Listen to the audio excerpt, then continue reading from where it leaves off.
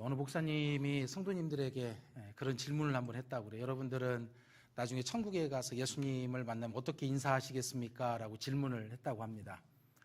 우리 성도님들은 예수님 만나면 인사할 내용 준비하셨습니까? 해보신 적 없으세요? 네. 아마 그런 생각 해보신 분들은 없으실 것 같아요.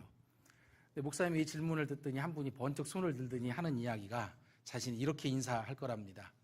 듣기는 많이 들었지만 뵙기는 처음 뵙습니다 라고 그렇게 인사를 할 거라고 얘기를 합니다. 우리가 삶의 자리에서 예수님을 날마다 만나면서 살아가는 삶이 귀하고 복된 삶입니다.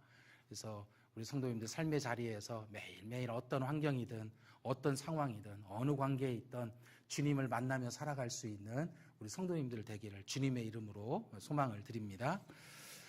기독교 강요를 쓴 칼빈은 사람에게 있어서는 두 가지 아주 중요한 지식이 있다라고 말을 했습니다. 그 첫 번째 지식이 무엇이냐?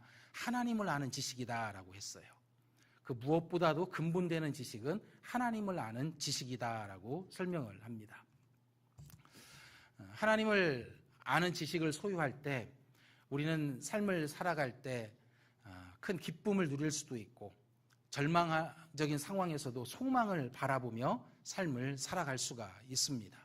그래서 하나님을 알아간다라는 것은 큰 기쁨이고 하나님을 알아간다라는 것은 성도들에게 있어서는 너무나 중요한 일이라고 할 수가 있습니다.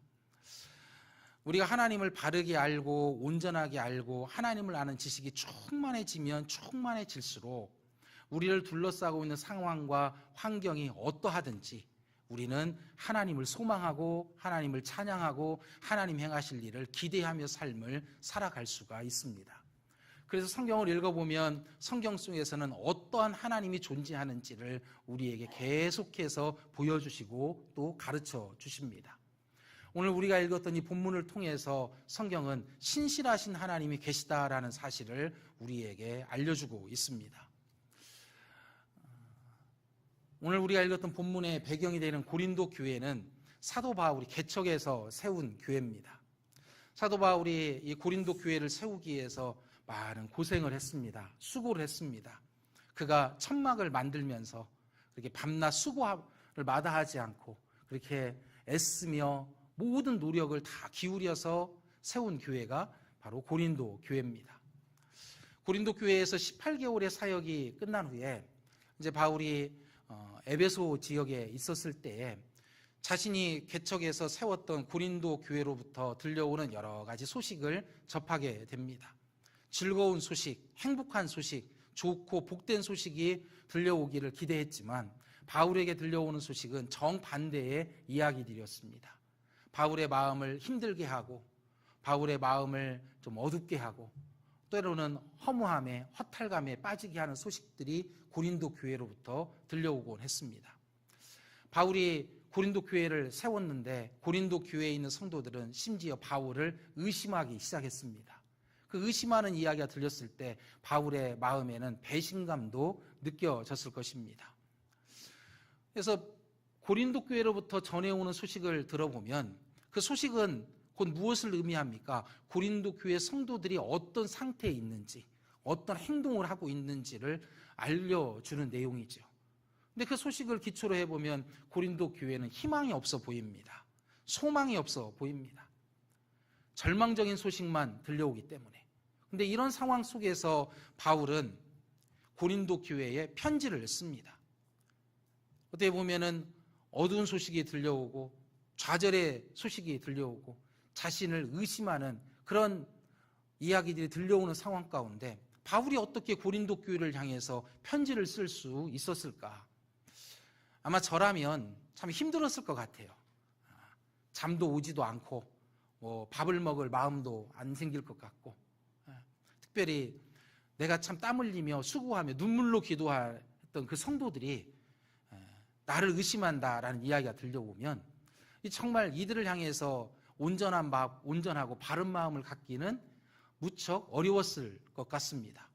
그런데 바울은 이런 상황 속에서 고린도 교회를 또 성도들을 향한 편지를 쓰고 있다라는 것이죠. 그 이유가 무엇인가? 성경은 사도 바울이 고린도 교회 사람들을 보는 것이 아니라 그들 뒤에서 일하시고 역사하시는 신실하신 하나님이 계셨음을 바울이 봤기 때문에 가능했다라고 설명을 해주고 있습니다.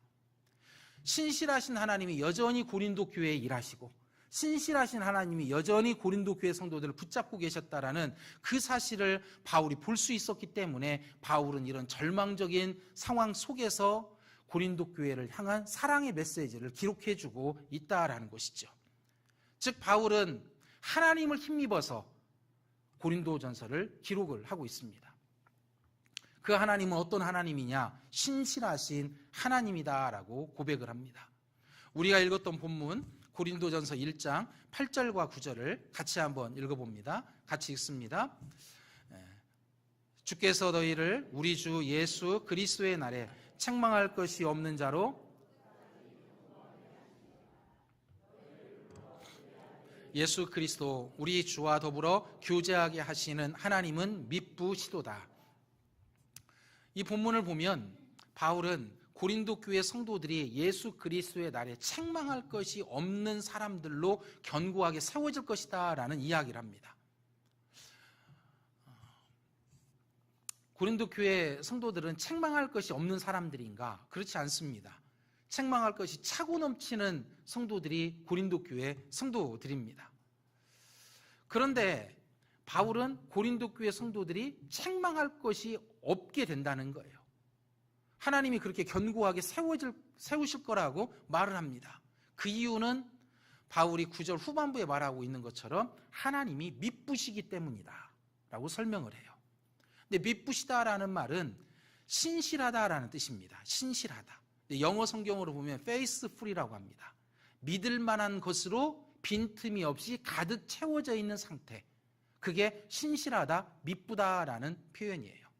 근데 이 의미를 좀 더 원어로 찾아보면은 어떤 의미가 있는가 하면 이 미쁘시다, 신실하다라는 것 같네. 믿을 수 있다, 변함이 없다, 그리고 열심히 일하다, 일을 하면서 포기하지 않는다 라는 의미가 미쁘시다, 신실하다는 뜻 가운데 담겨져 있습니다.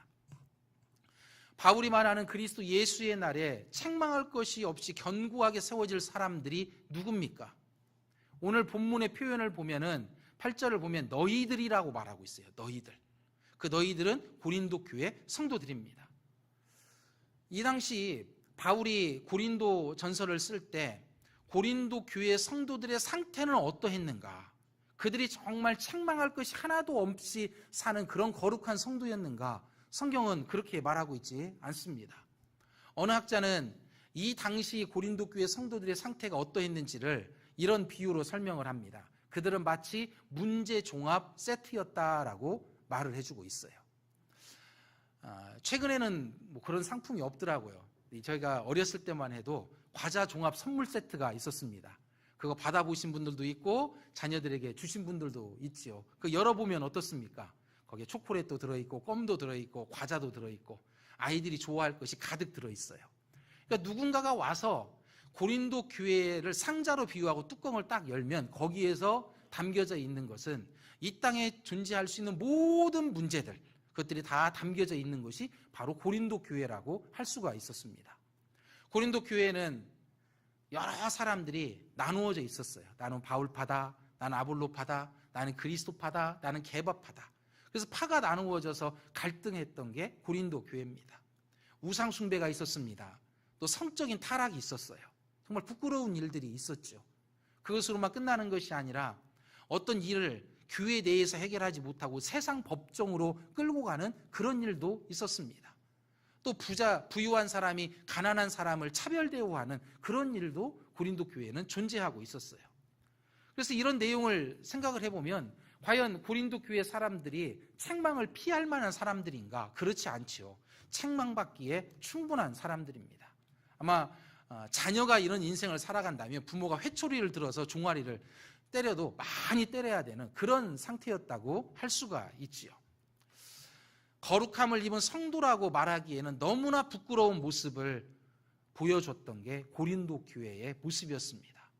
그런데 바울은 이들이 그리스도의 날에 책망할 것이 없는 사람들로 세워질 것이다 라는 말을 해주고 있어요. 어떻게 이런 일이 가능합니까? 어떻게 바울은 이런 표현을 쓰고 있는 것일까요? 그것은 하나님이 미쁘신 분, 신실하신 분이기 때문에 설명이 가능한 것입니다. 하나님이 신실하다라는 것은 어떤 의미일까요? 변함이 없다라는 것, 그리고 시작한 일을 멈추지 않는다라는 것에서 우리가 의미를 발견을 할 수가 있습니다. 빌립보서 1장 6절 말씀을 우리 같이 읽어봅시다. 같이 읽습니다. 너희 안에 착한 일을 시작하신 이가 그리스도 예수의 날까지 이루실 줄을 우리는 확신하노라.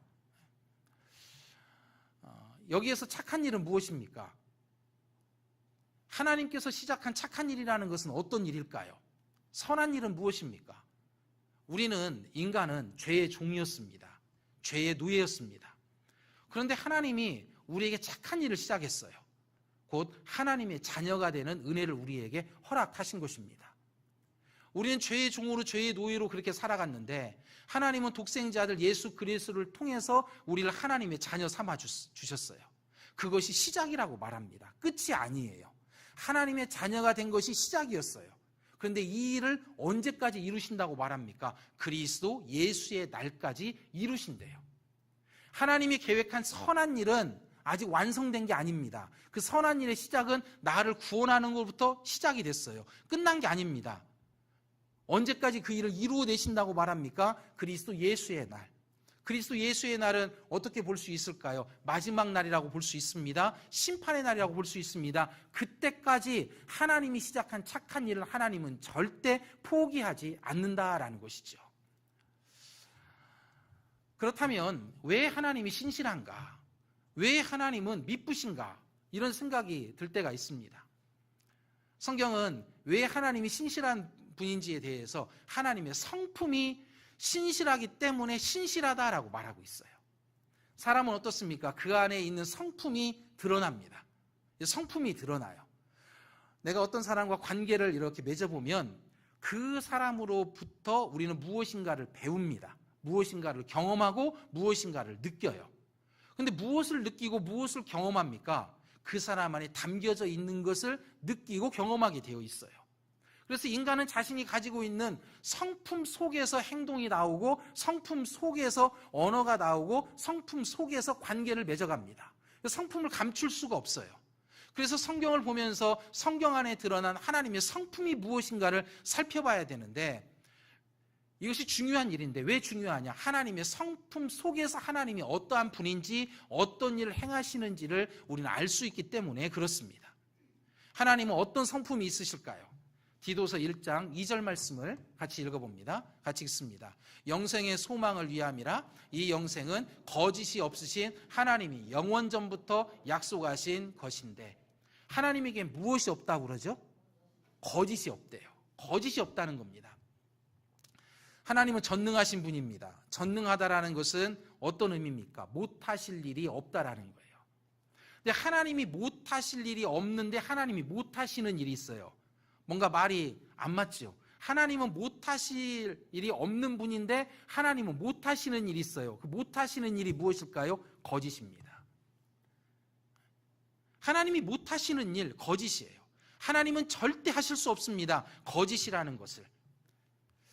거짓이 없다라는 것, 이것은 어떤 의미입니까? 약속한 것, 계획한 것을 하나님은 반드시 이루어낸다는 거예요. 반드시 성취하신다라는 것입니다.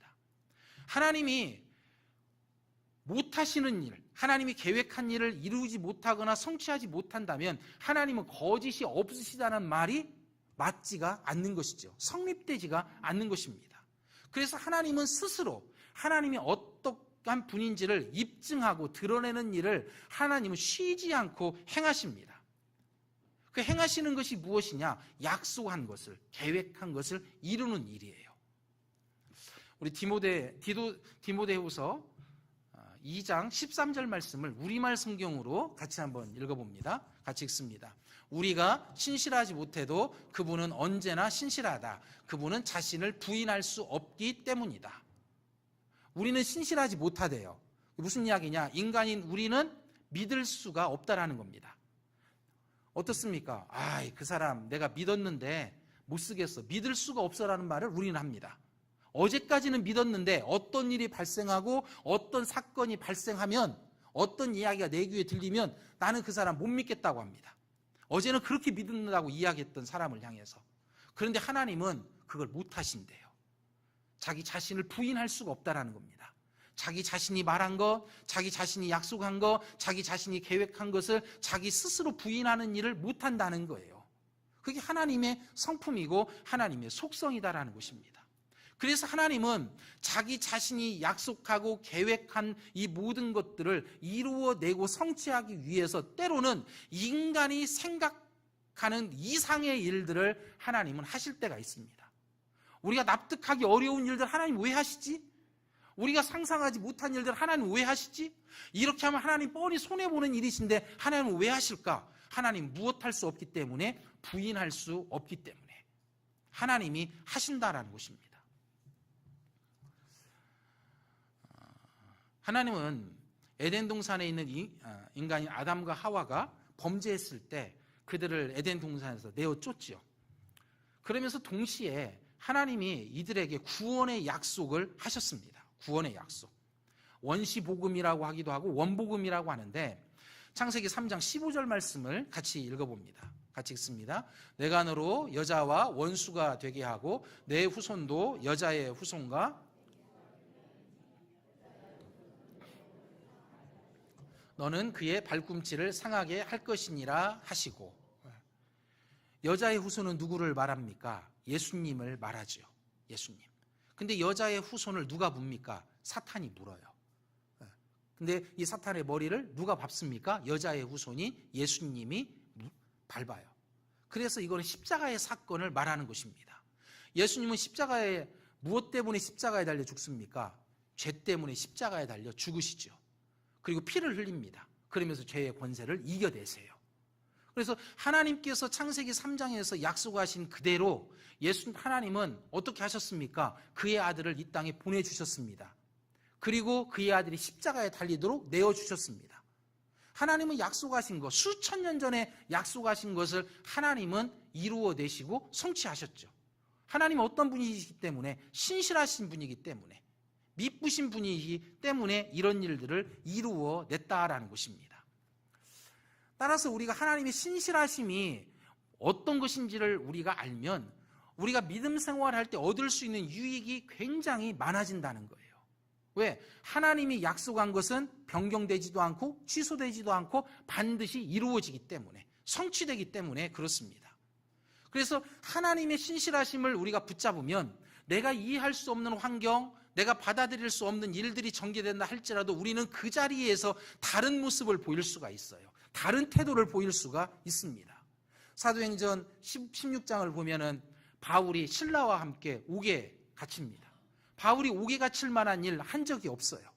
그런데 억울한 일을 당하고 때로는 폭력을 당하고 참 그런 상태에서 바울과 신라와 같이 옥에 들어갑니다. 우리 성도님들이 잘 알듯이 그 옥에 들어갔을 때 바울과 신라가 뭐 합니까? 자기 신세 한탄하는 것도 아닙니다. 하나님을 향해 원망하는 것도 아닙니다. 오히려 찬양하고 감사합니다. 왜 이런 일이 가능할까? 하나님의 신실하심을 붙잡았기 때문에 그래요.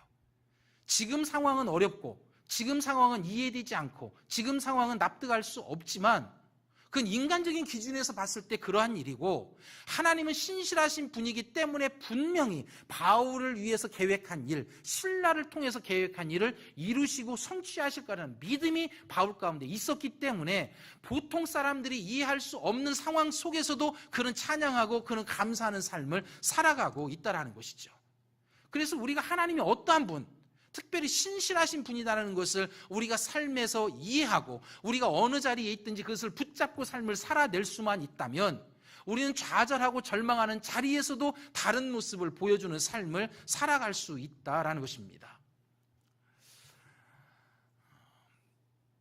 그래서 바울은 오늘 이 말씀을 통해서 신실하신 하나님에 대해서 고린도 교회 성도들에게 들려주고 있어요.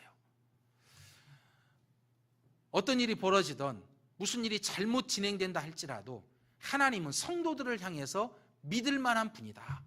하나님은 성도들을 향해서 신실한 일을 중단하지 않고 행하신다는 이야기를 바울은 들려주기를 원했다는 것입니다. 데살로니가전서 5장 23절과 24절을 같이 읽어봅시다. 같이 읽습니다. 평강의 하나님이 친히 너희를 온전히 거룩하게 하시고 또 너희의 온 영과 혼과 몸이 우리 주 예수 그리스도께서 강림하실 때에 흠없게 보존되기를 원하노라. 너희를 부르시는 일은 미쁘시니 그가 또한 이루시리라. 바울이 어떤 말씀을 들려줍니까? 너희들의 영과 혼과 몸이 우리 주 예수 그리스도께서 강림하실 때 흠없게 보존되기를 원한대요.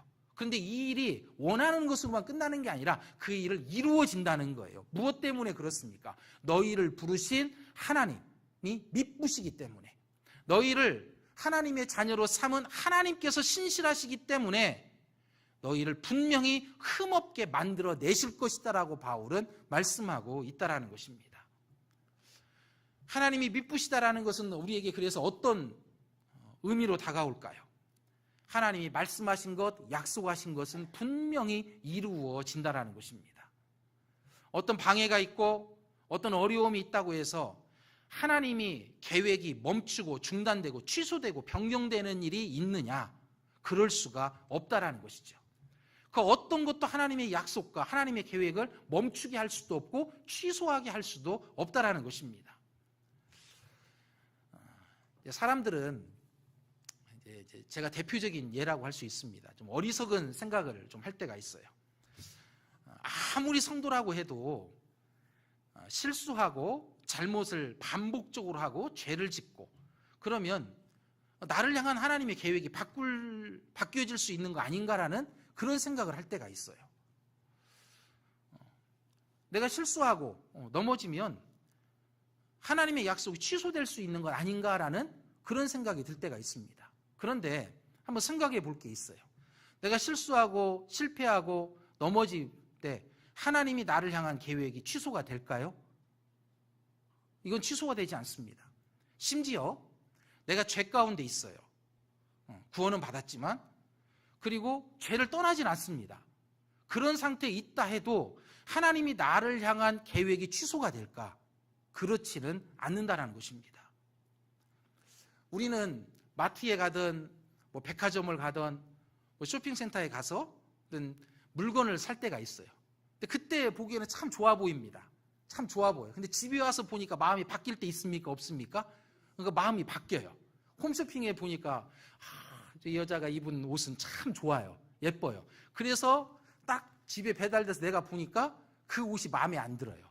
그것은 그 옷이 마음에 안 드네. 내 몸이 문제예요. 내 몸이. 그 옷이 문제가 아닙니다. 그래서 여하튼 어떻게 합니까? 환불하고 취소하고 때로는 교환을 하기도 합니다. 물건을 뜯어서 사용하려고 보니까 문제가 있어요. 그럼 어떻게 합니까? 교환하러 가요. 바꾸러 갑니다. 그런데 하나님에게는 취소가 없어요. 하나님에게는. 여기 이제 결혼하신 분들도 있고, 이제 결혼 생활도 저도 하고 있지만, 이제 지금은 그런 생각을 어쩌다 한 번씩은 합니다. 결혼도 한번 물렸으면 좋겠다. 우리 성도님도 그런 생각 든 적 있습니까? 없습니까? 목숨 걸고 사랑하겠다고 사랑을 했는데 이 사람하고 몇 번 살아보다 보니까 야, 물렸으면 좋겠어. 물을 수만 있다면. 그런 마음이 들 때가 있어요. 저도 그런 마음이 들 때가 있습니다. 내가 목사만 아니라면 한번 물고 싶다. 이런 생각이 듭니다. 어느 설문조사에서 그런 설문조사 결과를 밝혀준 게 있어요. 부부에게 물어봤습니다. 다시 결혼할 기회가 주어진다면 지금 살고 있는 남편과 결혼을 하겠습니까? 지금 살고 있는 아내와 결혼하겠습니까? 라고 질문을 했어요. 그랬더니 지금 살고 있는 아내와 결혼하겠다라고 생각하는 그렇게 답변하는 남자가 몇 %였는가? 46%. 남자가 높을까요? 낮을까요? 높아요. 답이 나왔습니다. 남자가 높습니다. 여자는 몇 % 대답했는가? 16%. 살아보니까 못 살겠대요. 살아보니까 바꿀 수만 있으면 바꾸고 싶대요. 그게 인간의 마음이에요. 근데 하나님은 뭐가 없다? 취소가 없어요. 교환이 없어요. 환불이 없어요. 내가 하나님이 나를 구원했습니다. 그래서 하나님이 자녀 삼았어요. 근데 여기서 말씀을 전한 인간 이복원이 살아가는 거 보니까 죄 짓는 예전의 모습과 구원하기 전의 모습과 똑같아요. 살아가는 모습 보니까 그래 내가 한 달은 참아주지. 한 달은 하나님이 참았습니다.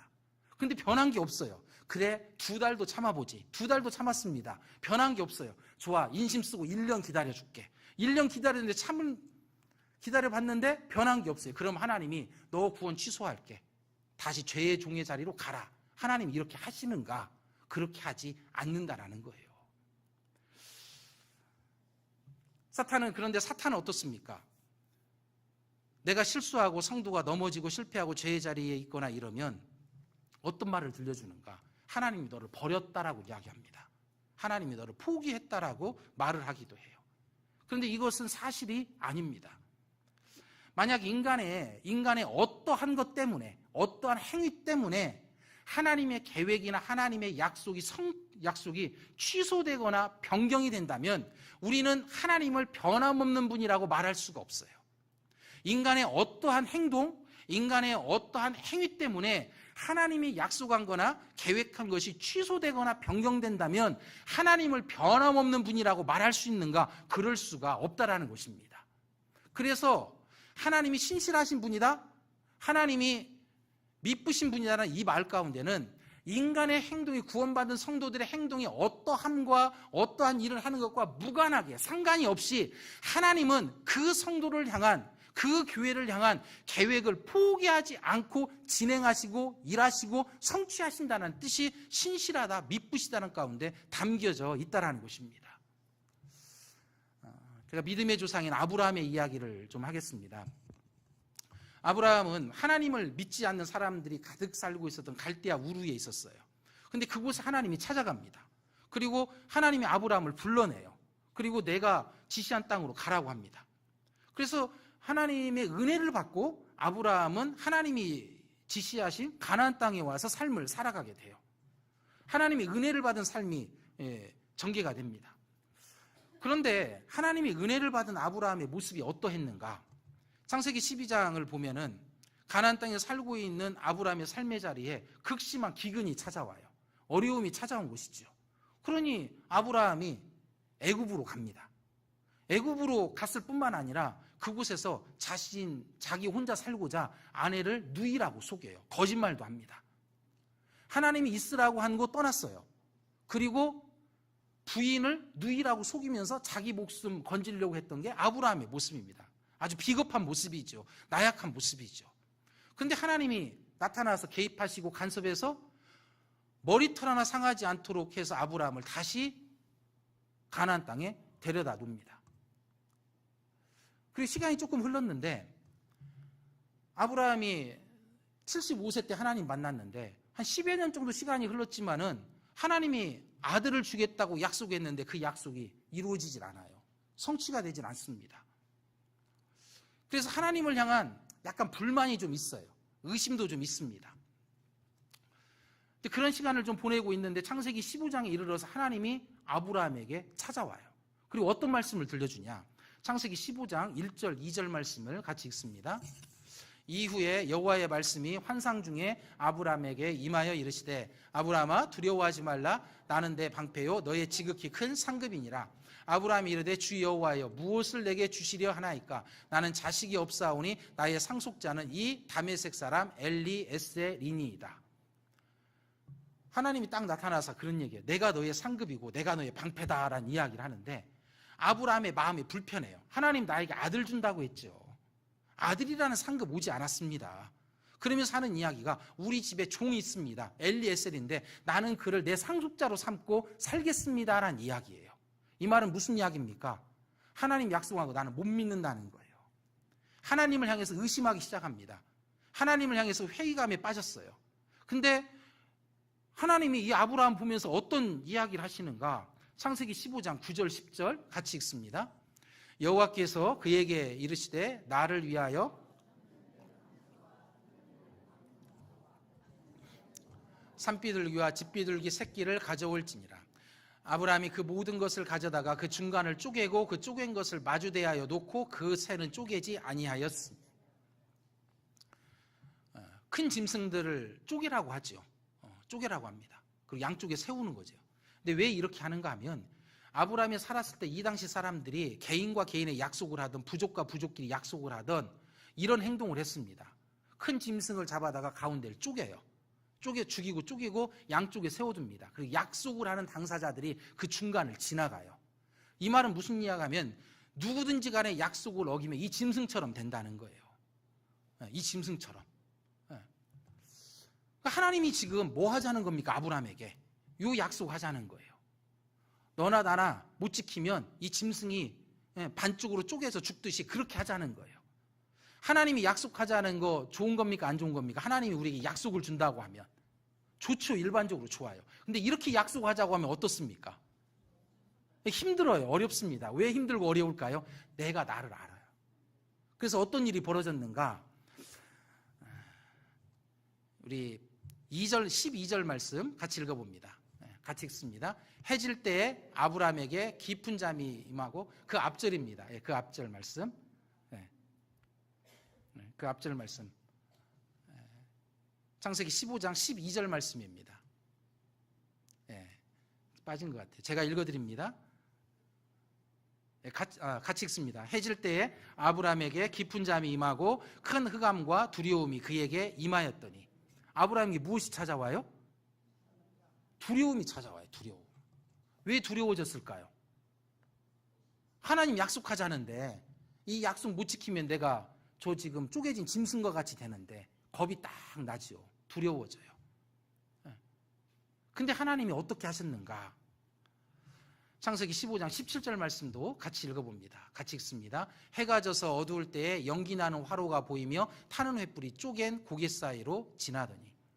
이 말씀 원어를 찾아서 보면은 누가 지나갔느냐? 하나님이 지나갔어요. 누구하고 같이 지나갔느냐? 아브라함과 같이 지나간 게 아닙니다. 하나님이 혼자 지나갔어요. 이게 무슨 이야기예요? 아브라함, 너는 약속 못 지켜도 내가 지킨대요. 너하고 세운 약속, 네가 나하고 어떤 약속이 있든지 간에 너는 못 지킨다 할지라도 내가 지켜내겠대요. 그게 아브라함에게 하나님이 들려준 약속입니다. 언제 약속하셨어요? 아브라함이 의심하고 있을 때, 아브라함이 하나님을 향해서 회의감에 빠져 있었을 때, 하나님을 향해서 불신하고 있을 때, 하나님을 향해서 불평하고 있을 때 하나님은 무엇했느냐? 내가 너에게 한 약속을 지켜내겠대요. 그게 하나님이 창세기 15장 초반부에 들려준 내용이었습니다. 아브라함은 때로는 넘어졌어요. 아브라함은 때로는 실수했습니다. 아브라함 때로는 거짓말하기도 했습니다. 의심하기도 했습니다. 그러나 하나님은 아브라함에게 늘 신실했어요. 하나님이 있으라고 한 곳 애굽 떠나서 가나안 떠나서 애굽 갔을 때, 거짓말했을 때 그 자리에도 하나님은 신실했습니다. 그래서 다시 데려왔어요.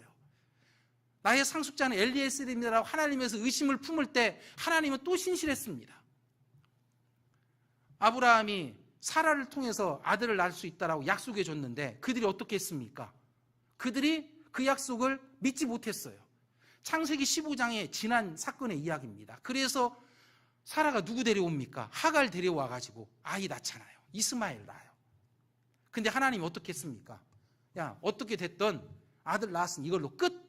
그렇게 했습니까? 아니죠. 하나님은 누굴 통해서 아들 낳는다고 했습니까? 사라를 통해서 아들 낳는다고 했어요.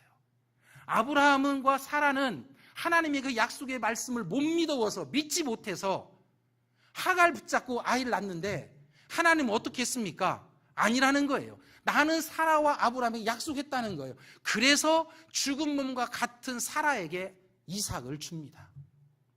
어떤 상태였을 때 하나님은 사라를 줬습니까? 아브라함이 신실하게 정말 하나님 아니면 안 됩니다라고 믿음을 고백하고 믿음의 자리를 굳건히 지켜가고 있을 때 하나님이 신실한 모습을 아브라함에게 보이셨는가? 그러지 아니했다는 거예요. 우리가 믿음 생활할 때 이걸 놓치면 안 됩니다. 많은 분들이 어떤 식으로 믿음 생활을 하냐면, 하나님은 내가 이만큼 했을 때 나에게 이만큼 다가오시고, 내가 이만큼 했을 때 이만큼 은혜를 주시고, 하나님은 하나님 보시기에 이만큼 했을 때 하나님은 나에게 또 다른 은혜와 복을 주신다고 생각을 하는데, 성경을 잘 읽어보면 그러지 않아요. 아브라함의 사건도 우리에게 그 사실을 보여주고 있다는 것입니다. 하나님은 아브라함이 어떠하든지 상관이 없이 하나님이 약속하신 것이 있기 때문에 하나님은 일을 하세요. 하나님이 아브라함이 죄 가운데 있고 불순종 가운데 있고 의심 가운데 있어도 하나님이 어떠한 분인지를 드러내기 위해서라도 하나님은 일을 하시는 분이라는 것입니다. 그래서 이것을 보면 하나님이 신실함 가운데는 열심히 일한다는 게 담겨져 있어요. 열심히. 구원받은 존재인 나를 구원한 것으로 끝내느냐? 그러지 않습니다. 하나님이 아브라함의 삶을 보더라도 어때요? 가나안 땅에 들어와서 살게 하는 것으로 아브라함이 끝냅니까? 끝내지 않아요. 또 하나님은 계속해서 일을 하십니다. 일을 하세요. 바울은 이 사실을 알고 우리에게 어떤 말씀을 들려주는가? 로마서 8장 29절 30절입니다. 같이 읽어봅니다. 같이 읽습니다. 하나님이 미리 하신 자들로 또한 그 아들의 형상을 본받게 하기 위하여 미리 정하셨으니 이는 그로 많은 형제 중에서 맏아들이 되게 하려 하심이니라. 또 미리 부르신 그들을 또한 의롭다 하시고 의롭다 하신 그들을 또한 영화롭게 하셨느니라. 하나님이 나를 선택해요. 그리고 나를 부르십니다. 하나님의 자녀로. 여기서 끝이 아니고 어떤 일을 끝까지 하신다는 거예요. 성경은 어떻게 말합니까? 우리를 의롭게 하고 그리고 영화롭게 하는 일, 이 일을 계속해서 하나님은 해내 가신다라고 성경은 기록해주고 있다는 것입니다. 성경 전체 역사를 보면은 이 하나님의 신실하심의 흔적이 성경을 지배하고 있음을 보여줘요. 인간이 타락했을 때 하나님은 타락한 인간을 구원하기 위해서 신실하셨습니다. 타락한 인간을 위해서 가죽옷을 지어서 입히셨어요. 그리고 홍수 때는 방주를 하나님이 주셨습니다. 홍수 후에는 무지개를 줘서 하나님이 또 약속을 해주셨습니다. 이스라엘이 애굽의 노예로 종생을 하고 있을 때 하나님은 모세를 보내주셨어요. 그리고 출애굽의 은혜를 하나님 허락해 주셨습니다. 그리고 약속의 땅 가나안 땅에 들어와서 살게 해요. 그때 이들이 하나님의 말씀 가운데 순종했는가? 하나님 말씀 가운데 그걸 기쁨으로 여기고 그 말씀의 길을 따라갔는가? 그러지 않았습니다. 불순종하죠. 선지자들을 대적합니다. 심지어 선지자를 죽여요. 하나님이 또 다른 선지자를 보냅니다. 그게 하나님의 일하심의 역사였죠. 이스라엘 백성들이 노예였습니다. 노예를 누가 사람 대우해 줍니까? 애굽에서. 누가 노예를 사람 취급해 줍니까? 그런데 그들을 건져냅니다. 그런데 건져냈다는 거, 6월절의 사건과 홍해는 구원받은 성도의 예표라고 할 수 있죠. 그런데 광야에 오니까 어떻습니까? 불평해요. 먹을 것 없대요. 덥대요. 목마르다고 합니다. 그러니 불평하니까 하나님이 만나줍니다. 하나님이 또 불평하니까 메추라기 줍니다. 또 불평하니까 하나님이 뭐 줍니까? 물 줍니다. 그게 하나님이 구원받은 성도, 하나님의 자녀를 향한 하나님의 모습이었어요. 이스라엘 백성들이 구원의 은혜에 감격하고 감사하고 마땅히 당연히 그렇게 살았음에도 불구하고 그들은 그렇게 하지 않았습니다. 홍해 건너고 나서 뒤에서 애굽 군대가 쫓아올 때는 어떻습니까? 하나님 살려달라고 했어요. 하나님 홍해 갈라놓고 건너게 했습니다. 그러니 어떻습니까? 마음이 싹 바뀌어요. 들어와서 보니까 불평투성입니다. 근데 하나님 어떻게 하십니까? 만나줘요. 하루도 그들 안 굶깁니다. 불평을 쏟아내도 하나님은 하나님의 일을 하세요. 그게 하나님의 일하심의 방법이었습니다. 심지어 선지자를 죽이기도 하죠. 그러니 어떻게 합니까? 약속된 아들 예수 그리스도를 보내주시면서 하나님이 어떠한 분인지를 우리에게 보여주시고 드러내 보이셨다는 것입니다. 하나님은 인간을 향해서 늘 이렇게 신실한 모습을 보여주셨습니다. 그런데 이 신실함은 어디에 맞물려 있는가? 은혜와 맞물려 있어요. 은혜 입은 자들, 구원받은 자들, 하나님의 자녀들을 위해서 하나님이 쏟아 부어 내시는 것이 하나님의 속성인 신실함이라는 것입니다. 하나님이 우리를 구원하기 위해서 무엇 하셨습니까? 우리가 너무나 잘 알고 있는 독생자 아들 예수 그리스도를 주었어요. 하나밖에 없는 아들을 주었습니다. 그래서 나에게는 예수 그리스도가 있습니다. 우리 성도님들 각자에게도 예수 그리스도가 있어요. 하나님의 전부를 우리는 담고 살아갑니다. 그래서 하나님이 무엇 하기를 멈추지 않는가? 하나님의 일을 하는 것을 멈추지 않아요. 우리 안에 누가 있기 때문에? 예수 그리스도 독생자가 있기 때문에 하나님은 하나님의 일을 중단하지 않고 하신다라는 것입니다. 중국의 내지 선교를 이끌었던 허드슨 테일러라는 이 선교사가 있습니다. 이 허드슨 테일러라는 선교사가 좋아했던 말씀이 마가복음 11장 22절에 나온 하나님을 믿으라예요. 하나님을 믿으라. 그런데 허드슨 테일러는 이 하나님을 믿으라를 어떻게 번역해서 자기가 사용했는가 하면 하나님의 신실하심에 매달리십시오라고 그렇게 번역해서 사용을 했어요. 허드슨 테일러가 좌우명으로 삼고 있는 내용이 있었습니다. 우리 같이 한번 읽어봅시다. 같이 읽습니다. 중요한 것은 하나님의 신실함이다. 당신 자신 안에 믿음이 없다 하더라도 하나님의 신실하심에 매달리십시오. 인간은 믿을 만한 존재는 아닙니다. 인간은. 그래서 허드슨 테일러도 아마 그런 경험을 했었던 것 같아요. 자기 자신을 믿지 못하는 거예요. 우리가 하나님을 믿고 거듭난 성도라고 하지만 어떻습니까? 똑같은 죄를 반복적으로 짓고 또 하나님이 기뻐하시지 않는 삶을 살아갈 때 과연 내가 믿음 있는 사람인가라는 그런 생각이 들어요. 그런 마음이 들 때가 있습니다. 이건 누구나 다 동일한 마음이죠. 그래서 우리는 나의 믿음 없음을 바라보면서 때로는 낭망하기도 합니다. 좌절합니다. 그리고 심지어 어떤 분들은 자기의 믿음 없음에 실망해서 교회를 떠나는 분들도 있어요. 그래서 허드슨 테일러가 말하는 것이 무엇인가 하면 나의 믿음 없음을 바라보지 말고 하나님의 신실하심을 바라보라고 말하고 있다는 거예요. 하나님이 연약한 자들, 하나님이 죄 가운데 있는 자들을 구원하시고 그 다음에 어떤 일을 했는가, 심지어 그들이 죄 가운데 있을 때도 어떤 일을 행하셨는지를 생각하고 묵상해 보라는 것입니다. 우리 성도님들, 나를 보면서 우리는 낙심하고 실망할 때가 있습니다. 어제 지었던 죄, 한 달 전에 지었던 죄, 반복적으로 짓는 나를 보면서 우리는 실망하고 낙심할 때가 있어요. 내가 이런 죄 지지 않겠다고 다짐하고 결단하고 또 다짐하지만 그러지 못한 나를 보면서 내가 실망할 때가 너무나 많이 있다라는 것이죠. 근데 성경은 어떻게 말합니까? 나를 보지 말라라는 거예요.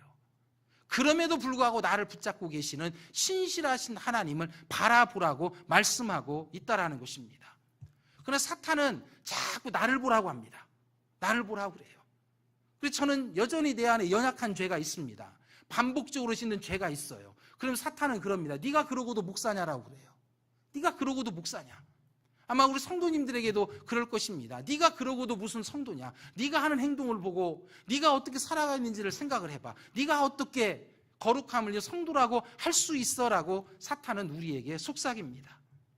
그러나 성경은 어떻게 말합니까?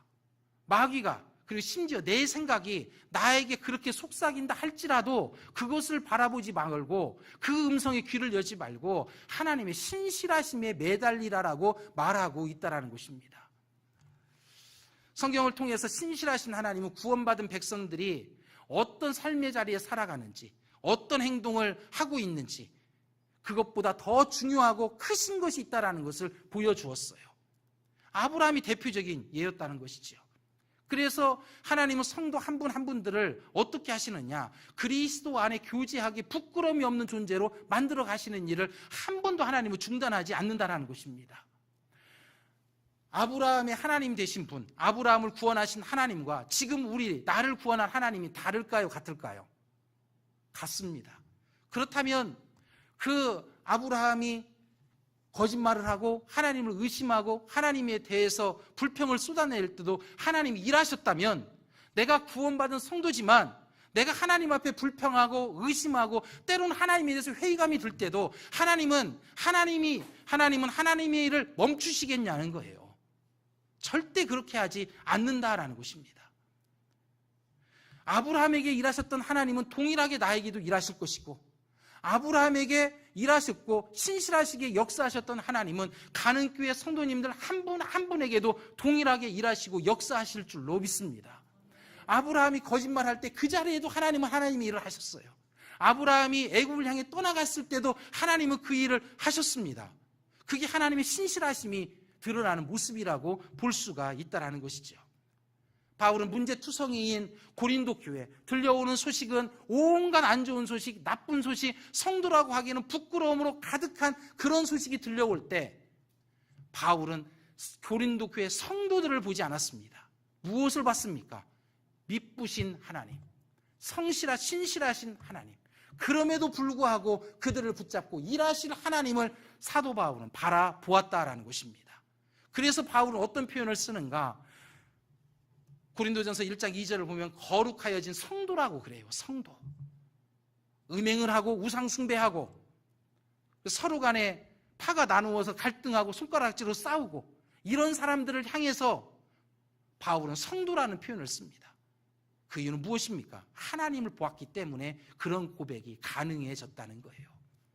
우리 성도님들, 하나님은 내가 죄의 자리에 있을 때 그 자리에도 하나님은 하나님의 일을 하십니다. 그게 하나님이 미쁘심을 드러내는 방법이고 하나님의 신실하심을 드러내는 방법이었다는 거예요. 바울은 고린도 교회 성도들이나 사람을 보지 않았습니다. 누구를 신뢰했습니까? 미쁘신 하나님을 신뢰했어요. 우리는 같이 믿음의 생활을 같은 공간에서 오래 하다 보면 어떤 사람에 대해서 실망할 때가 있습니다. 포기할 때가 있어요. 저 사람은 안 돼. 그러면서 거리를 둘 때가 있어요. 왜 그렇습니까? 우리 시선이 어디로 못 가는가? 내가 그 사람과 동일하게 잘못된 행동을 하고 나쁜 짓을 했을 때 나를 믿어줬던 하나님이 계시다라는 것을, 나를 위해서 일하시고 계시는 하나님을 놓쳐버려요. 그래서 저 사람은 안 된다라고 포기하는 경우가 우리 안에 있습니다. 그러나 하나님은 그러지 아니한다는 거예요. 나는 고린도 교회 성도들이 우상 숭배를 하고 고린도 교회 성도들이 성적으로 지금 타락해 있고 고린도 교회 성도들이 파벌이 나누어서 갈등하고 싸우고 있다 할지라도 나는 여전히 그들에게 신실한 하나님으로 일할 거다라고 바울은 말해주고 있다는 것입니다.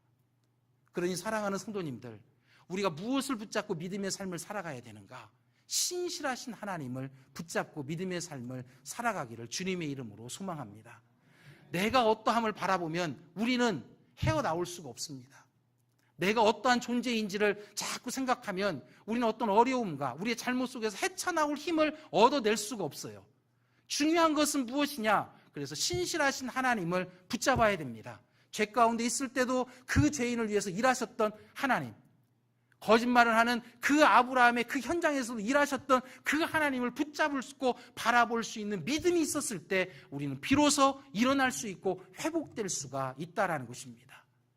그 은혜가 우리 가는 교회에 충만히 임하기를 주님의 이름으로 소망합니다.